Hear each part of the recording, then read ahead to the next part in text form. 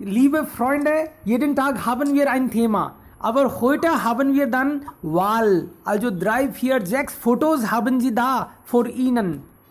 Und jetzt können Sie einfach ein Foto auswählen. Aber wenn man die Wahl hat, hat man die Qual. Also viele Sachen machen man verrückt und man weiß nicht, worüber es dann sprechen sollte, was es auswählen sollte. Aber es ist doch egal. Sie können einfach was nehmen und darüber sprechen. Es klingt ein bisschen spirituelles. Da hier sieht man das Himmel. Zum Beispiel ein Foto. Da gibt es so viele Blumen. Ich sollte dieses Foto vielleicht auch hier zeigen. Ich checke mal, ob ich das gerade kann oder es dauert eine Weile. Aber das ist wirklich toll. Wir würden dann diese Fotos sehen. Wer will beginnen? Ja, ich möchte mit diesem Thema beginnen. Guten Morgen an alle. Morgen. So, es ist ein spirituelles Thema, doch ein wichtiges Thema. So, die Frage ist, warum existieren wir? Warum können wir nicht auf der Mond fliegen und dort unser Leben führen? Ist das möglich? Nein. Warum nicht? Warum es keine Leben auf anderen Planeten gibt? Warum nur auf der Erde? So, es ist eine Bestimmung, es ist eine geografische Bestimmung. Deswegen nur die Leben, nur können wir auf der Erde unser Leben führen. Und andere Planeten gibt es nicht, aber sie spielt auch eine wichtige Rolle. Unser Solarsystem und unser Universum. Wir sind nicht eine individuelle Existenz. Unsere Leben sind ein Mehrfach unserer Planeten also. Zum Beispiel heute der moderne Wissenschaftler, sie haben alle Kräfte deutlich verstanden. Alle Kräfte, aber sie können nicht und sie müssen nicht Gravitation der Kraft. Wegen Gravitation, wir sind hier. Ohne Gravitation, wir können nicht oder Leben ist unvorstellbar. So, sie haben nicht Gravitation verstanden, weil sie denken, weil sie haben eine bestimmte Gedanken da, Zeit und Räume sind miteinander verschieden oder miteinander unterschiedlich, aber das geht es nicht. In indischer Kultur, wir haben nur einen Wort für Zeit und Räume, das ist Shiva oder Kal oder mehr persönlich sagen Shiva, das bedeutet Zeit und Räume. Und also es bedeutet Dunkelheit. So, wenn sehen wir nach oben oder wenn sehen wir auf dem Himmel, auf dem Himmel, was sehen wir eigentlich? Wir können nur die Dunkelheit sehen. Wegen Sonnen haben wir Tag und Nacht.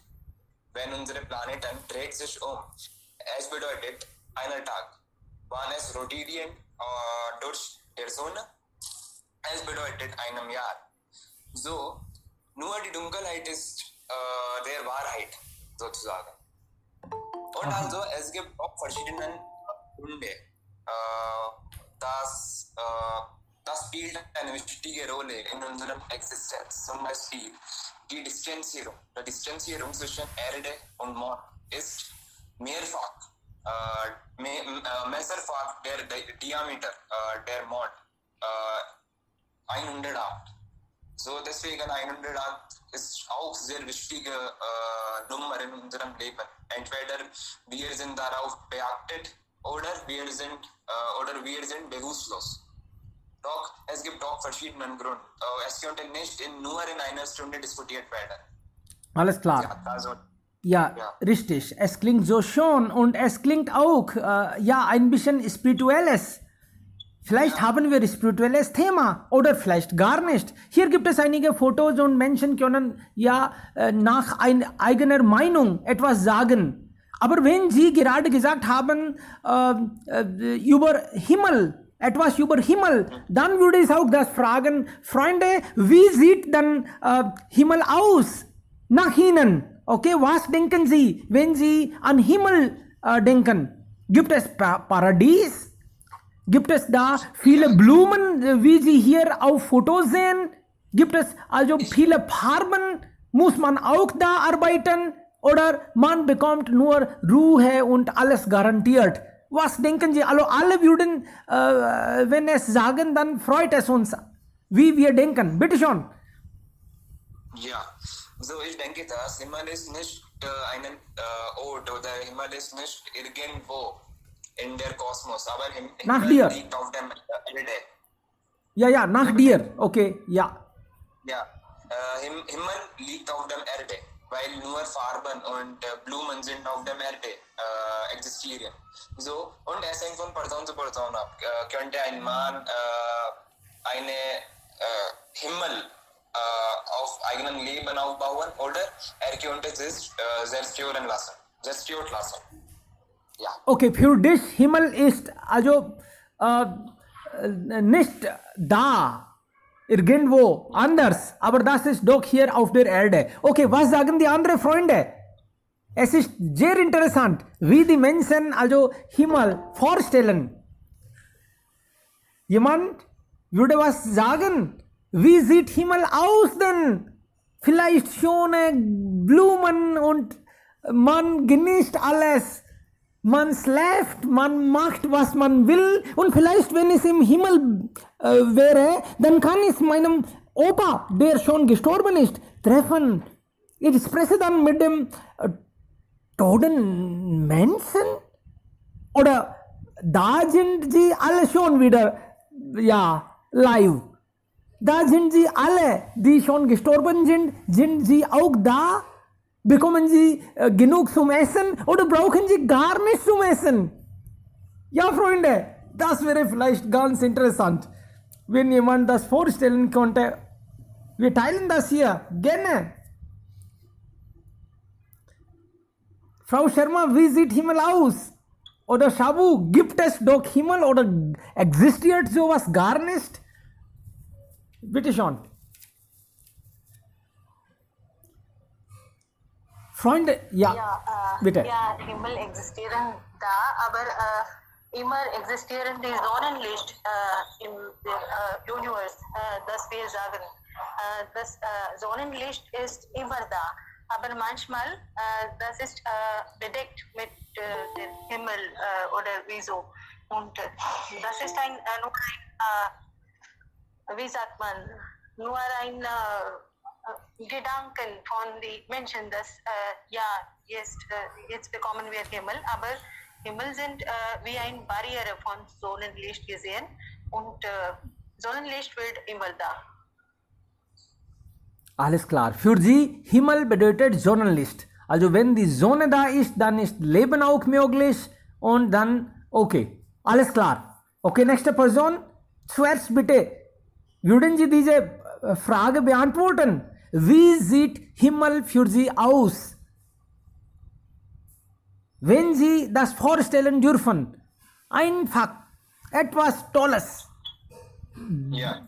Bitte. Und also, wenn Sie machen, was Sie etwas mögen oder was Sie etwas wirklich machen wollen, so das ist Himmel. Genau. Unsere Eltern sind Himmel. Okay, Freunde, wenn jemand das nicht verstanden vielleicht hätte, würde ich das auch auf Hindi sagen. Swarg kaisa dikhta hoga? Aapki Imagination. Bitte, sagen Sie etwas. Vielleicht haben Sie Fotos gesehen oder einfach davon geträumt. Oder Sie sehen auch gerade einige Fotos da. Sie können vielleicht jetzt vorstellen.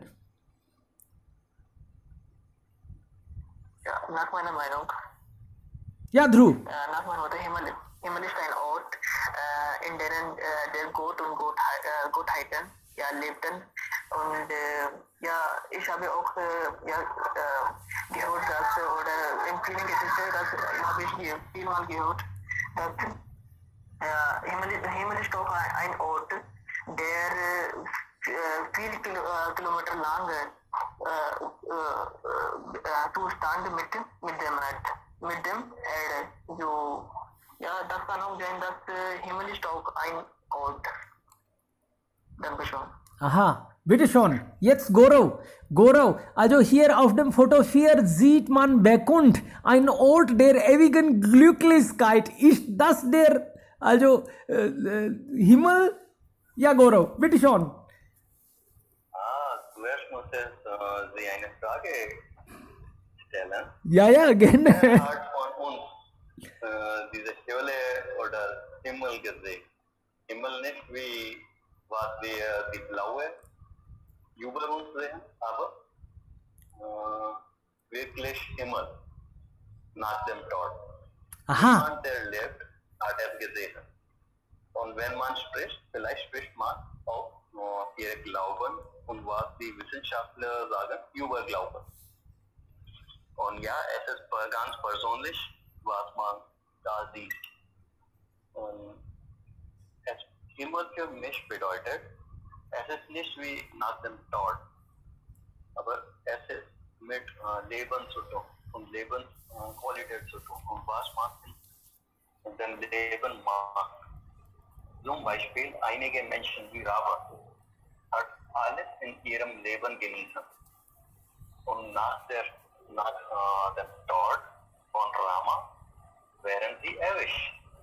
Und vielleicht lebt Ravana vor 1100 Jahren oder etwas, aber darüber kann ich nicht sicher sein, aber er lebt ewig durch ihre Gedanken. Und was soll Himmel oder Hölle sein, ist mir egal. Und was ich in meinem Leben mache und führe, ist wichtig. Und wenn man auf heiligen Texten sagt, dann ja, gibt es auch Texte, die beschreiben, wie weit Himmel von Erde ist und wie kann man durch den Weltraum fahren und wie kann man in den Himmel hintreten. Es gibt auch Methoden und es gibt schon beschrieben, dass es gibt Zeitunterschied zwischen vielen Planeten und der Zeit läuft im Himmel langsamer als die Erde. Und ja, weil ich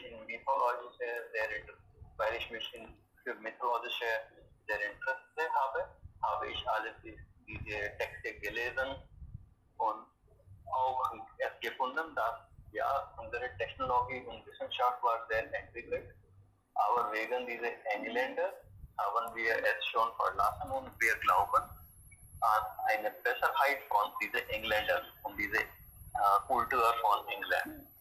Und wir denken, dass ja, was wir gelernt haben, ist nicht gut und was diese Leute von westlichen Ländern uns unterrichten, ist besser. Da liegt etwas ein streitendes Thema und darüber will ich nicht gehen. Und was zurück zum Thema, ich denke an Himmel nur als eine Orte, woher der Druck von Erde ist ein bisschen höher als Sonne und deswegen sehen wir die Himmel als blau. Aber die Licht von Sonne ist weiß und vielleicht ist es Ozonhöhle, deswegen sehen wir es blau. Und es ist mit Chemikalien zu tun, es ist nicht mit Religion zu tun, es ist nicht mit etwas zu tun, aber als ein wissenschaftlicher Person, es ist nur mit Chemikalien zu tun. Und auch wenn Menschen an Gott glauben, dann sie sollen die Wissen von Gott erinnern. Und Gott hat schon gesagt, dass wenn man nicht an Gott glaubt, dann vielleicht man kann auch Gott bieten. Zum Beispiel mit ihren guten Tätern kann man Gott bieten. Und wenn man viel andere Menschen hat, dann vielleicht macht er alles Falsches. Und da bin ich Meinung und das ist meine Ansicht, dass man zuerst muss alle anderen helfen und dann ist Himmel an der Erde. Ha. Wenn man niemandem helfen würde, die Hölle ist auch hier. Alles klar, okay. Also das heißt, wenn man vielleicht zum Himmel gehen darf und dann sagen vielleicht viele schon, oh nein, ich habe Angst, ich will nicht zum Himmel gehen. Weil wenn man zum Himmel geht, dann muss man sterben. Aber hier geht es mir super. Also ein Spaziergang und vielleicht wenn ich Joghurt esse, dann fühle ich etwas richtiges Cooles. Ja, also die Natur, Sie haben gesagt, die anderen helfen vielleicht mit der Familie, mit der richtigen Familie Zeit verbringen, mit Freunden genießen. Vielleicht das wäre viel besser als... Damit kann man Euphorie fühlen. Alles klar. Sehr schön. Also Freunde, hier habe ich heute viele, ja, Frau Sharma will was sagen. Hier gibt es viele Fotos, also 6 Fotos sehen Sie, existieren wir oder ist es nur ein Traum? Das Weltall, Zeit, Wickel des Leidens oder unendlichen Glücks. Ich bin die Zeit, bekannt. Es gibt so viele Themen. Also Sie können egal über welches Bild was sagen. Ja, Frau Sharma, Sie sind dran. Ja, kann ich über ein anderes Thema jetzt sprechen? Wie habe ich gewechselt? Also, welches Thema? Ja, ein Bild sehen wir von Buddha. Okay. Ja, Nein. bitte, ja, gerne. Sie können hier über irgendwelches Thema, irgendwelches Foto sprechen. Kein Problem. Egal was Sie sehen, Sie können das Buddha sagen, Sie können Krishna sagen. Also, das hängt von Ihnen ab, was Sie eigentlich sehen. Okay. Bitte. Dass wir sollten persönlicherweise ein Bild wählen und dann können wir sagen. Genau. Ist das so oder gibt es ein bestimmtes Thema? Nein, Sie können über irgendwelches Bild sprechen. Oder Sie können egal was mit dem Bild assoziieren. Das hängt von Ihnen ab. Ganz frei. Bitte schon. Ja, das verstehe ich jetzt. Okay. Ich habe ein gutes Gesicht von Buddha hier. Ich wollte hier erzählen. Zuerst, Lord Buddha war wie in Kindheit, war er wie Siddhartha Gautam genannt, was in einer reichen Familie geboren. Das ist das ist ein Gesicht von die Zeit in circa 563 BCE und er hat in Lumbini geboren und sein Vater König Shuddhodana war ein König von der Stadt von Kosala und er hat wenn als der Kind war geboren, dann hat dieser heilige Mann wegen ihrer Zukunft etwas gesagt, dass er will nicht ein König sein, er kann nicht ein König sein, das ist nicht unmöglich, ganz unmöglich. Er will wie ein heiliger Mann oder ein wie sagt man, Monk ihr Leben verbringen und verbringen. Und wegen nach dieses was sagt man, auf Hindi sagen wir Akashvani oder Forecast. Ja, und das war wie eine Wahrheit bekommen. Und nach einiger Zeit hat Siddhartha so Gefühle bekommen, dass er ist nicht mehr mit diesem normalen Leben genießen und trotzdem hat die König ihn verheiratet und trotzdem hat er mit dieses Leben keine Genuss gefunden und nach einiger Zeit hat er ihre Familie, ihr Königreich alles verlassen und er war nach der Suche von diese Wahrheit Wahrheit des Lebens. Und wollte das etwas zu finden, dass warum die Menschen werden krank oder warum man an einem Tag dort sein oder was ist eigentlich das Ziel des Lebens. Und das war ihre Suche. War sehr traurig, er hat viele Gefühle nach dieser Suche und hat zum Ende hat ein Gefühl bekommen, dass sie sollten Meditation machen, und er hat unter einen Piepelbaum sich gesetzt. Und nach vielen Jahren der Meditation hat er solche Gefühle bekommen, dass das Leben ist ein Bild von Leiden und Tod.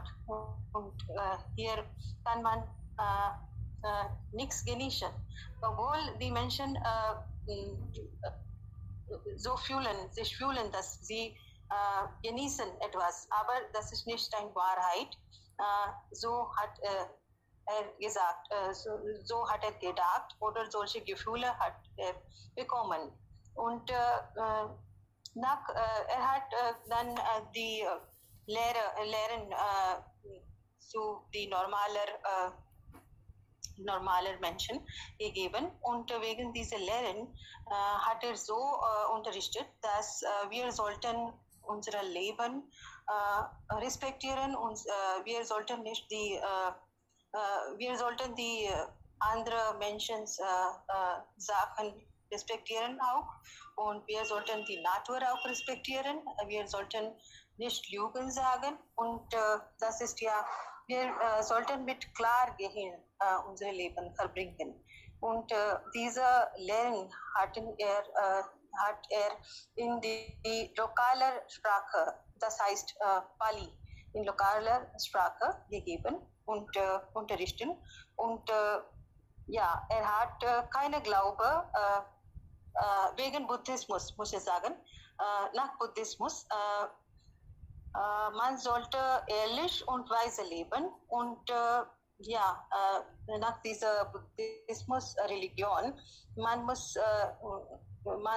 glaubt an keine persönlichen Götter, und das glaubt auch, dass nach dieser Buddhismus-Religion sie glauben, dass die Dauer nicht ist dauerhaft oder fest in der Natur. Allerdings verändern sich mit Laufe der Zeit. Und zurzeit haben wir viele Länder, wo diese Religion gefolgt ist, und einige von diesen Ländern sind, alle sind von Südosten-Ländern. Und sie gehört diese Buddhismus-Religion gehört zu diesen Ländern wie Kambodscha, Thailand, Myanmar, Bhutan, Sri Lanka, Japan oder Südkorea und Malaysia.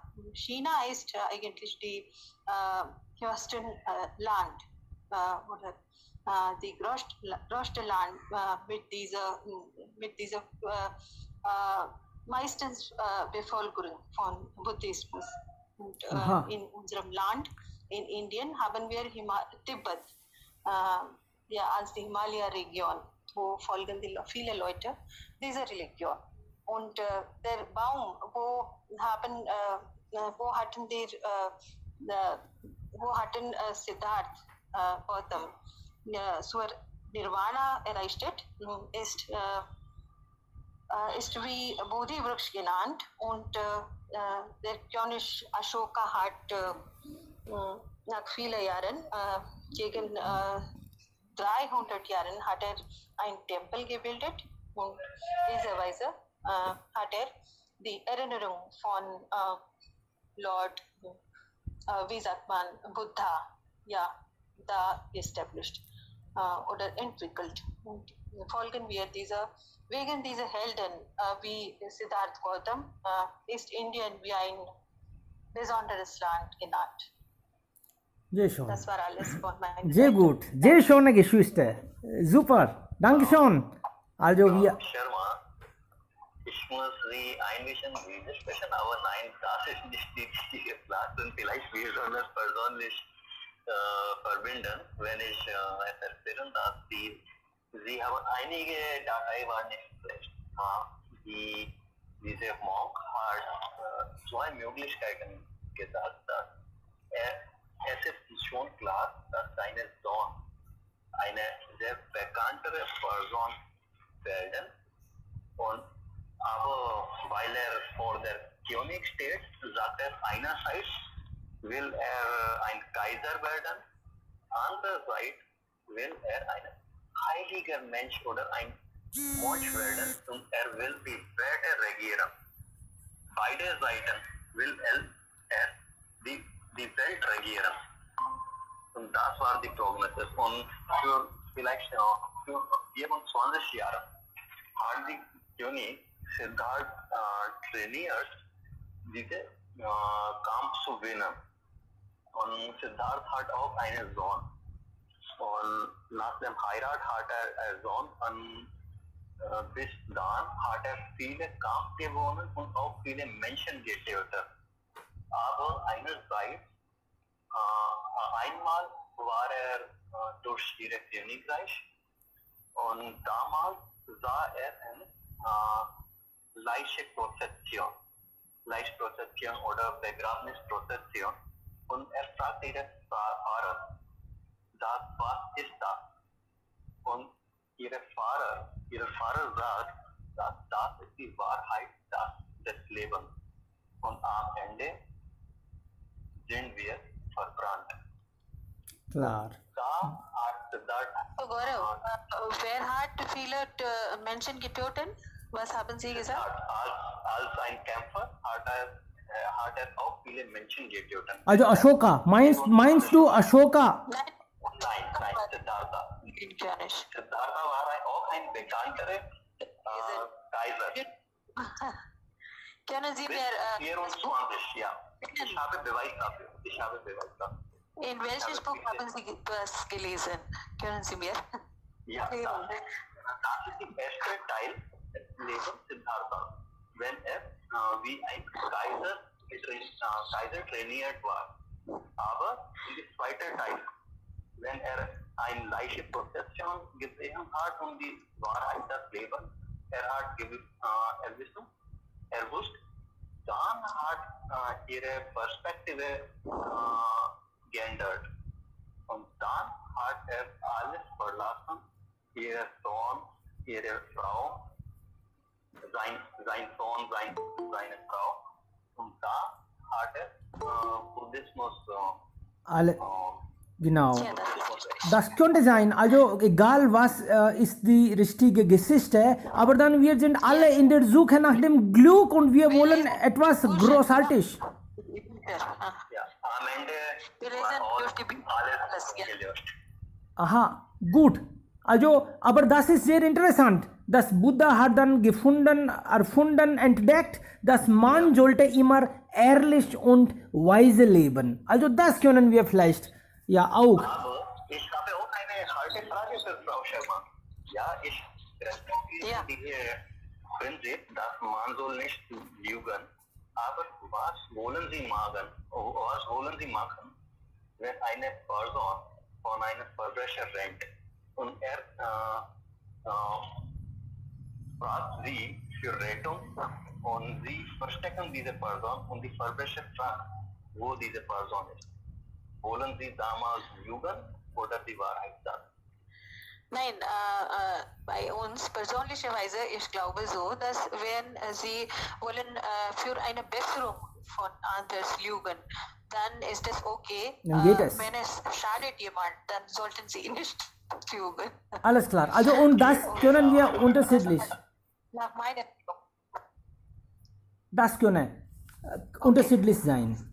Aber dann die Frage steht immer noch, was wäre das Wichtigste im Leben? Also vielleicht Achtsamkeit wir alle suchen immer noch. Buddha hat das gesucht. Was Buddha gesucht hat, war vielleicht gut. Das passte ihm sehr super. Und aber dann die berühmte, sinnvolle Frage, das klingt ein bisschen spirituelles, aber dann wir können auch vielleicht sowas. Wir suchen vielleicht etwas für unsere Persönlichkeitsentwicklung oder direkt wollen wir etwas Sinnvolles machen, aber wir wissen nicht, was wäre. Also, und dann das Leben nur ein Traum wäre. Wäre das gut? Oder würden Sie dann auch versuchen, also aus dieser Simulation wieder zurückzukommen, oder geht es Ihnen dann vielleicht da besser? Wer weiß, was ist die Realität? Sie können... Ja, und Dev habe ich etwas verpasst. Eine gute Dinge habe ich so gelesen, dass nach Buddhismus, sie glauben, dass der Mensch sollte die Zukunft nicht vorhersehen. Der Mann muss nur in dieser Präsenz sich erleben und ja, Glück finden. Das ist ja mir sehr gefallen. Hat mir sehr gefallen. Aha, ja, vielleicht sollte man alles nicht im Voraus sehen. Ansonsten könnte man nicht richtig alles genießen. Wir wissen auch nicht, also was eigentlich nach dem Tod gibt. Man könnte das auch nicht bestätigen oder ablehnen. Wir haben gar keine Idee davon. Aber vielleicht steckt etwas noch Wichtigeres dahinter. Vielleicht sind wir nach dem Tod wirklich im Himmel oder in der Hölle, oder das ist auch vielleicht nur alles blöd. Viele Menschen denken schon, sie sind auch nicht sicher, aber trotzdem wollen sie etwas Richtiges, Gutes machen. Das glauben wir alle. Auch wenn es keinen Himmel gibt, keine Hölle gibt, trotzdem, das schadet nicht, wenn wir Positives, also das Leben führen könnten. Ja, egal was passiert mit dem Körper oder Seele gibt es oder nicht, aber ja, gutes Leben führen wäre immer noch gefragt. Ja, Kanisk. Ja, so, ja, nach dem Tod kennen wir nicht, ob es einen Himmel gibt oder nein, ob wir auf dem Erde leben oder in welchem Formen leben einen Mensch. Kennen wir nicht. Aber wenn schließen wir unsere Augen, dann eine Sache ist ganz bestimmt, dass wir sind mehr unser Körper. Ja, wir können unsere Körper Beschränkung übertragen. Oder ja, das könnte sein. Und es gibt so viele Fragen, das könnte nicht oder es gibt so viele Fragen, das brauchen wir eine Antwort, bestimmte Antwort. Aber haben wir gar nicht. Und also, ich habe eine Frage von euch, weil ich eure Meinung gern hören will. Ist unser Leben vorhergesagt? Ja. Vorhergesagt? Was? Entschuldigung, das habe ich nicht mitbekommen. Nochmals bitte? Ist unser Leben vorhergesagt? Was bedeutet das? Zum Beispiel ist unser Leben nur ein Spiel oder es würde... Okay, schon, okay. Ja, schon entschieden Schicksal. Also schon entschieden, was eigentlich passiert oder passieren wird. Ist das schon also vorgestellt, bestimmt? Ja, oder das hängt von der Situation ab? Ja, richtig. Ja. Klar. Aber im Leben etwas, also auf Hindi sagt man Pramanikta. Das ist immer gefragt. Wir wissen nicht, ob wir nach dem Tod also zum Gott treffen würden oder nicht. Aber falls wir später zu Gott treffen würden, sollten wir vielleicht das Leben positiv sehen und unsere Zeit sinnvoll nutzen und etwas immer versuchen, daraus etwas Gutes, Bestes machen. Und das halten alle für positiv. Ja, wir können auch dann genießen, positiv zu sein. Okay, ja, noch jemand bitte. Kann ich hier hinzufügen antworten? Okay, zuerst Dhruv. Dhruv, Yes. okay, Dhruv, du zuerst. Enough of that. Hello, ladies and gentlemen. British Special Urban existed in der oder ist es nur ein Traum? Das finde ich aktuell ein besonderes Thema. Und habe ich ist das Weltall ausgewählt. Ja, wo bin ich eigentlich in dem Weltall? Das ist auch ein gemeinsames Problem. Wir können nicht Ende des Weltalls finden und recherchieren darüber. Wir können nicht auch das erwarten, dass wir nur lebendig sind. Es gibt eigentlich einige Gedichte über Alien und andere supernatural Energies. Aber das finde ich nicht richtig oder richtig. Das Weltall hält die Zeit einschließlich Planeten, Sternen, Galaxien und andere Formen von Energie. Wir leben eigentlich im Planet. Und diese Planeten sind in Galaxie und mit dieser Galaxie macht jeder unsere Weltall. In diesem Galaxie halt viele Sterne, viele Planeten und so weiter. Und in diesen vielen Sternen gibt es auch unsere Sonne. In der Umlaufbahn von Sonne gibt es 9 Planeten. Mercury, Venus, Erde, Mars, Jupiter, Saturn, Uranus, Neptune und Pluto.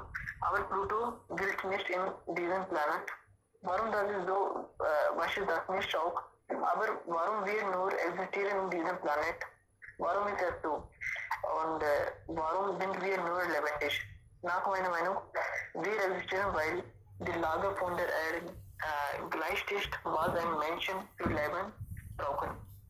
Zum Beispiel in der Erde gibt es viele Gase, Oxygen, Cyanidioxid, Nitrogen und so weiter.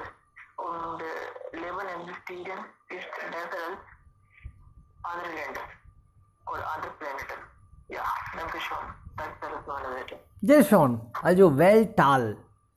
Hier Foto 1 und Foto 4 finde ich sehr, sehr interessant. Also diese Blumen genießen, sie sind ja ganz gesund und auf dem Foto 4, also hier vielleicht Krishna oder hier gibt es auch geschrieben, bekommt ein Ort der ewigen Glücklichkeit. Hier ist vielleicht, das ist der richtige Ort für uns.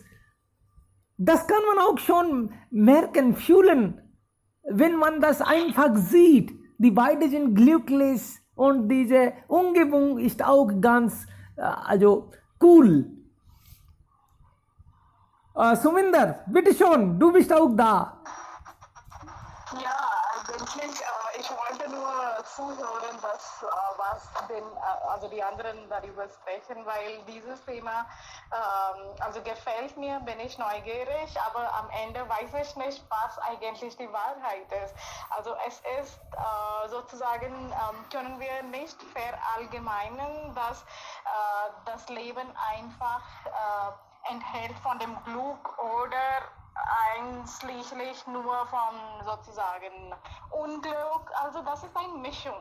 Und wir versuchen unser Bestes, einfach das alles zu kriegen, was uns glücklich macht oder was uns Freude bringt. Aber manche Sachen, nicht manche, aber wenn wir einfach sitzen und nachdenken, dann sehen wir ein, dass es gibt so viele Sachen im Leben, die einfach unkontrollierbar sind. Zum Beispiel die Zeit selber, die Zeit.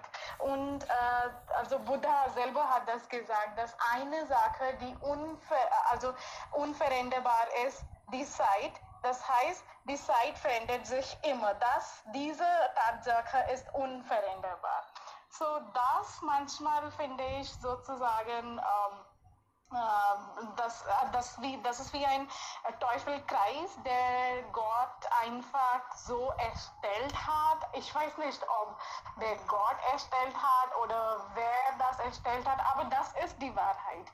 dass wir können einfach nicht davon entrinnen. Und ja, wenn wir einfach positiv sind, dann versuchen wir alles Positives zu machen und sehen wir auch Positivität in der Negativität.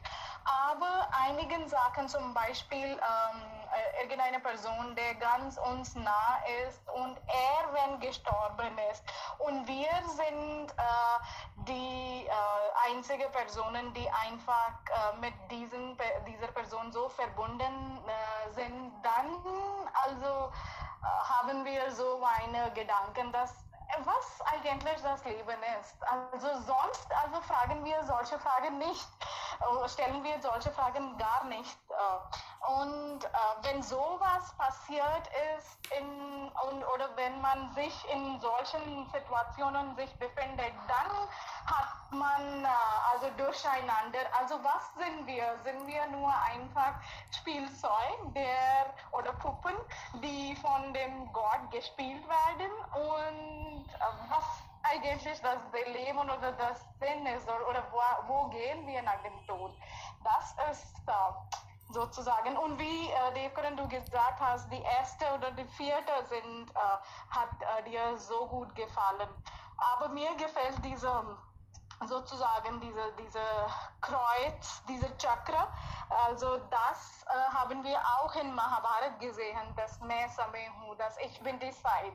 Und wenn ich mich ändere, werden auch die vielen Situationen auch geändert. So, das ist, was einfach nicht so leicht zu antworten ist. Genau, also in Mahabharat habe ich auch das immer, ich wollte das immer wieder hören, मैं समय हूँ. Das hat mir sehr gut gefallen. Ja, und das ist die Wahrheit, die ewige Wahrheit. Aber das macht uns auch noch neugierig. Wenn die Zeit etwas sagt, die Zeit spricht selbst und wir denken, die Zeit geht, aber die Zeit geht und Zeit bleibt auch immer da.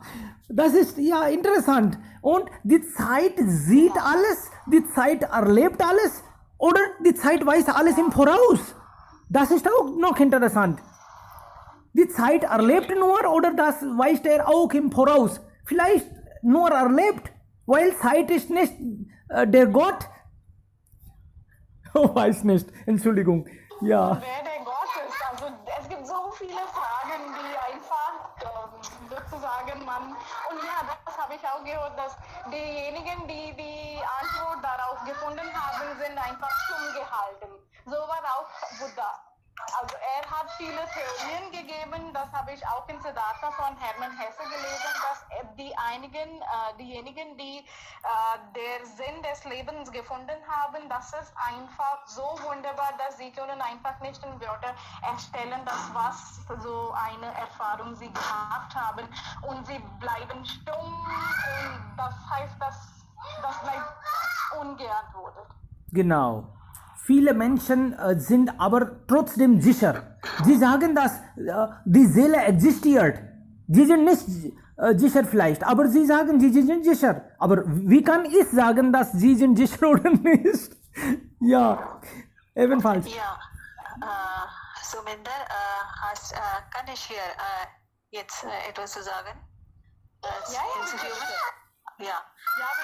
Sie haben ja ganz gut gesagt, dass ganz richtig gesagt, dass wir wissen nicht, wir sind nicht sicher, wo man geht nach dem Tod oder ja, aber wenn ich glaube so oder nach Hinduismus glauben wir so, dass wenn wir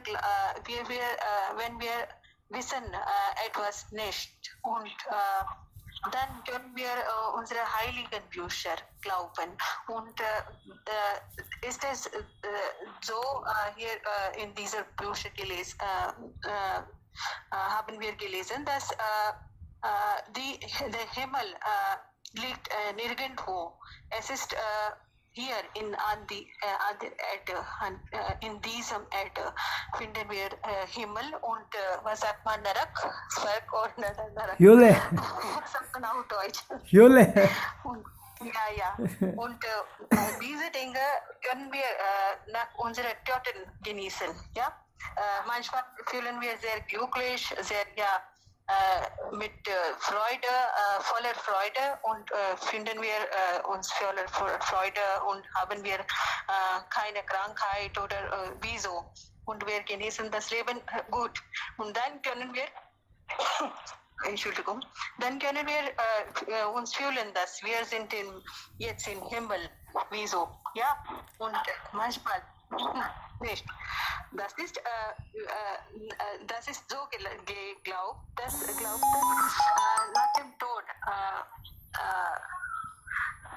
wir sind irgendwo hier an die Erde geboren, weitergeboren, noch wiedergeboren und als eine andere Formen, wie ein Insekt oder Tiere oder wie die Vögel oder wieso. Und wenn man extremely, was sagt man auf Deutsch, keine schlechte Taten gemacht hat, dann wird nicht zur Erde bekommt. Und das ist in Büchern, wie habe ich gelesen, dann können wir diese Bücher, ich wollte oder ich mag diese Bücher glauben. Das war meine Meinung. Sehr schön. Also viele sind wirklich davon ganz überzeugt. Sie sagen, dass die Seele nur den Körper benutzt und dann nach dem Tod nimmt sie noch einen Körper. Sie entscheidet. Das ist auch komisch. Ja, so ist es auch in vielen indischen Religionen gesagt wird, auch im Sikhismus ist das so. Aber die Tatsache ist, ob das echt passiert oder nicht. Und wenn wir das nicht mit uns passiert, aber mit unseren Verwandten oder mit unseren sozusagen irgendeiner Person, mit der wir ganz nah sind, dann verstehen wir diese Tatsachen nicht. Dann also fragen wir, das wozu so und so ist passiert. Und das meinte ich, das ist ein Teufelskreis. Also sprechen können wir viel über dieses Thema, aber wenn sowas echt im praktischen Leben passiert, dann ist es zu schwer, das alles ins Praxis zu setzen. Natürlich, also wir würden das von jemandem hören, der das erlebt hat. Aber dann wir wissen nicht, wer das erlebt hat. Und wer das erlebt, sagt vielleicht auch nicht. Er schweigt. Genau. Und wenn ich solche Frage habe, dann für diese Überlegungen, dann habe ich ein Thema. Ich will dann anderen hören, was sie denken. Wir beschäftigen uns so gut mit alles, also mit Negativität auch manchmal. Und dann würde ich sowas hören. Das gibt dann Mut und Positivität und wir richten dann dem gemäß. Okay. Ja. Kann ich. Ja, ich möchte auch darauf, nach dem Tod, okay. So, ich habe einmal gehört und ich habe auch alles können es einfach erfahren. Wenn schläft man, ja. Kennt ihr das, ob allein ist, oder ob lebendig ist, oder ist schon politisch? Ja, weil Tod und Schlafen sind miteinander verbunden. Wir sind wie Brüder. Ja, während Schlafen kennen wir nicht, ob wir allein und lebendig ist. Und zurück zu unser Rad oder Chakra. So, in einem Weg, das rechnen wir derzeit, ist nur Zyklus. Ja, unser Erde dreht sich um. Das ist 24 Stunden. In dieser Weise, wir haben Zeit gerechnet. Aber alles körperliche Sachen oder physische Sachen oder physische Manifestierung sind nur eine Zyklus. Von Atomic bis Cosmic. Wir sind nur eine Zyklus. So diesen Chakra, es sieht wie ein Seil aus. Aber es gibt zwei Dimensionen der Zeit. Einer ist, das kennen wir, das 24 Stunden, einem Jahr, 10 Jahre. Und die andere ist größer. Es ist grosser Zeit, wenn alles physische Manifestierungen sind nicht da, waren nicht da, aber damals gab war Zeit. So das ist bekannter genannt als grosser Zeit oder Mahakal. Also in Mahabharata, also es gibt jetzt Prashna, vielleicht haben Sie ja schon das würde ich nochmals hier erwähnen. Da war eine Frage, was ist der größte Wunder auf der Erde? Und dann wurde von dieser Pandav antwortet von Yudhishthir. Er sagt, dass wir sehen Menschen, dass jeden Tag viele sterben, aber trotzdem glauben wir das nicht, dass wir auch irgendwann sterben werden. Das ist ja so interessant. Und wenn wir schlafen, wie du das gesagt hast, also wir wären vielleicht nicht wieder aufgestanden, aber wir sind wieder wach und wir danken, oh mein Gott, ich habe noch einen Tag, ich bin so glücklich, ich bin nicht gestorben. Aber vielleicht war gestern der letzte Tag, wer weiß. Aber trotzdem, wenn wir einmal aufgestanden sind, dann wir nehmen das wieder garantiert. Ja, alles ist in meiner Kontrolle. Nach einigen Stunden schlafen wir und dann sind wir nicht sicher, ob wir wieder stehen werden. So interessant ist das.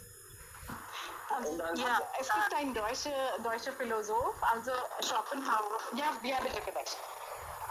Ja, und also zusammengefasst. Okay. Es gibt einen deutschen Philosoph, Schopenhauer, also er hat Vedas und Rigvedas gelesen und er hat dieses Konzept von Maya genommen. Das ist wie ein Maya. Also das, was wir sehen, denken wir, das bleibt für die Ewigkeit, aber das ist nicht die Wahrheit. Also wie Devkaran, du die Beispiel davon gegeben hast, dass wir schlafen und wenn wir stehen auf, dann denken wir, dass jetzt können wir alles kontrollieren, aber dass wir denken, das ist wie ein Maya, Illusion, sagt man. Also das aber nicht die Wahrheit. Man denkt, dass er kann das alles kontrollieren und nicht wird außer seiner Kontrolle wird, aber das eigentlich nicht die Wahrheit ist und das akzeptieren wir nicht wegen vielen Gründen. Also die einige wichtige Gründe ist unser Ego, dass wir existieren, ich bin da und diese Ich, macht uns nicht fähig, daran zu glauben, dass wir echt einfach nicht alles kontrollieren können. Einige Sachen schon, aber nicht alles. Genau, also die Hauptfrage dann wieder, existieren wir oder ist es nur ein Traum? Das heißt Maya hier. Ja, Traum ist hier Maya. Dankeschön. Okay. Vielen Dank. Okay, Frau Sharma, würden Sie noch was dazu sagen? Sie haben mir ein Beispiel, guter Beispiel hier erzählt, dass der Schlaf ist wie eine kleine Todzeit, ja, und damit können wir uns uns verstehen lassen, dass an einem Tag soll man tot sein. Aber hat der Gott selbst das ist in die Bücher so gesagt hat, dass durch die Bücher so gesagt hat, dass Aham Brahmasmi, wie ich bin ein Gott, du bist auch ein Gott. Und wenn wir können wieder und wieder uns geboren sind und wieder können wir gute Taten machen und wir etwas vergessen unser Ziel des Lebens. Deshalb sollten wir wieder und wieder Leben bekommen. Wir wieder und wieder lebendig werden und wegen dieser Zwecke von das Leben, wir bekommen das Leben wieder und wieder. Und wenn man diese Zwecke erfüllt hat, dann wird es nie dann wie ein lebendig sein. Genau, das ist wirklich toll. Das haben Sie wunderbar gesagt. Also ohne Angst, dann Krishna sagt, dass ich bin die Zeit oder ich Ahem Brahmasmi und wir sind Teil von Gott. Das bedeutet, wir sind auch so wertvoll wie der Gott selbst. Und dann sind wir auch so verantwortlich. Also das Gefühl der Verantwortlichkeit gibt es auch dann da. Weil wenn es Gold gibt und es Goldring gibt, also Ring kommt auch aus dem Gold, also die beiden sind dann wertvoll. Wenn wir das Gefühl haben, dann würden wir vielleicht nur sinnvolles leben. Das wäre sehr toll. Klar. Shubham, du sagst ja noch etwas. Dann. Ja, guten Morgen alle. Heutiges Thema ist sehr interessant und etwas sehr neu. Und ja, das Leben, ich möchte nur auf das Leben sprechen, was es eigentlich Leben ist. Aber ich habe schon alles gehört und wie Devkaran Saini hat gesagt, dass das Paradies ist ein Ort oder ein Boot, wir erwarten von unserem Leben. Und das Paradies. Ich stimme nicht zu dem Saini, weil wir sind nicht göttlichen Menschen, in dem Paradies zu leben, aber wir sind Kindermenschen, deshalb wir sind jetzt in der Hölle. Sie können nur für Sie selbst sagen, also andere sind vielleicht schon göttlich. Ja, nein, wir alle leben jetzt in der Zeit oder in der Höllenzeit, kann sagen, oder Unterweltzeit. Es ist Narak und es ist nicht Satyuga oder wie ein Paradies. Aber trotz das Leben, wir können nicht unseren Vater wählen, wir können nicht unsere Mutter wählen, aber ich möchte nur sagen, es ist sinnlos, über Geborenheit und über Tod zu sprechen. Was ist unsere Hand? Es ist nicht, wir können diese Dinge nicht kontrollieren. Was ist in unseren Hand ist nur die richtige Freunde wählen. Das können wir machen. Es bedeutet, wir müssen sowieso unser Leben richtigerweise genießen. Das ist sehr wichtig. Und wie ich früher und immer gesagt, dass alles geschieht aus einem Grund. Alles passiert gut in unserem Leben. Und ja, das Leben ist sowieso, wir müssen das alles bedingungslos akzeptieren und weitergehen. Das ist nur die Hauptschlüssel, das Lesen richtigerweise zu genießen. Und wie ich immer sagte über das Lied, was ist ein Leben, das जीवन क्या है, जीवन कुछ भी नहीं है, बस जीवन का मतलब आना और जाना है. वो जो गाना है एक प्यार का नगमा है. Das ist nur das Leben. Wir müssen nicht verstehen, was ist Geborenheit, was ist Tod, was ist Glück, was ist Unglück, das ist alles ist egal. Wir müssen oder wir sollten nur das Leben sowieso genießen. Wir müssen mit der Gelassenheit alles akzeptieren und nicht verstehen alles. Das ist das Leben. Und das Sinne des Lebens ist zu kommen in der Erde und zu gehen in der Erde. Das ist das Sinne des Lebens. Und nach dem Tod natürlich, wir alle werden eine Geschichte. Aber wenn wir lebendig sind oder wenn wir das Leben genießen, dann das soll nicht Ziel sein, dass nach dem Tod meine Geschichte wird alles hören. Nein, ja, natürlich, wir sind der Hauptspieler von unserem Leben und wir müssen das machen, was müssen ist. Was muss ist. Das natürlich müssen wir machen. Und wir wissen, dass die Zeit ist verderblich oder die Zeit läuft im Nu.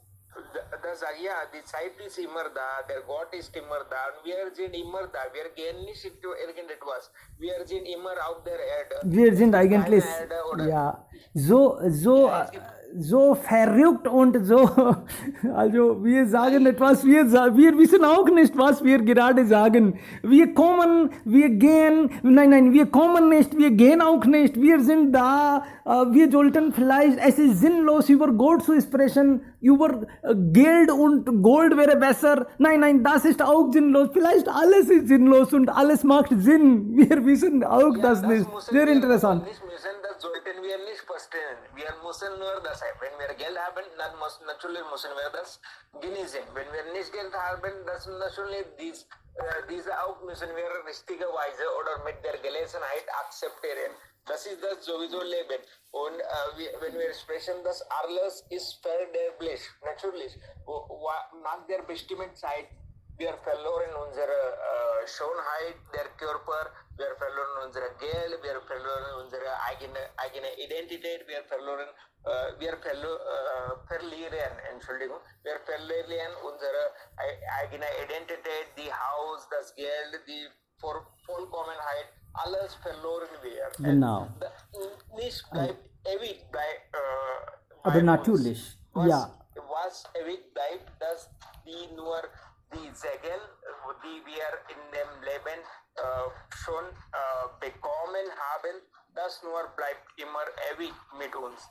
Und das müssen wir von anderen bekommen. Alles klar, ja, richtig. Also vielen lieben Dank, Freunde, und besonders Shubham. Also du hast gesagt, das ist Himmel ist ein Ort oder ein Wort und wir sollten genießen, aber dann mindestens können wir so entscheiden oder darüber Gedanken machen, dass wir genießen, aber weise und ehrlich. Das können wir vielleicht mindestens etwas Positives davon nehmen. Dankeschön, Freunde, das hat ja wirklich meine Interesse noch erweckt. Wir treffen uns wieder dann morgen. Danke sehr. Vielen lieben Dank. Vielen lieben Dank. Ja. Wiederhören. Dank und auf Wiederhören. Wiederhören.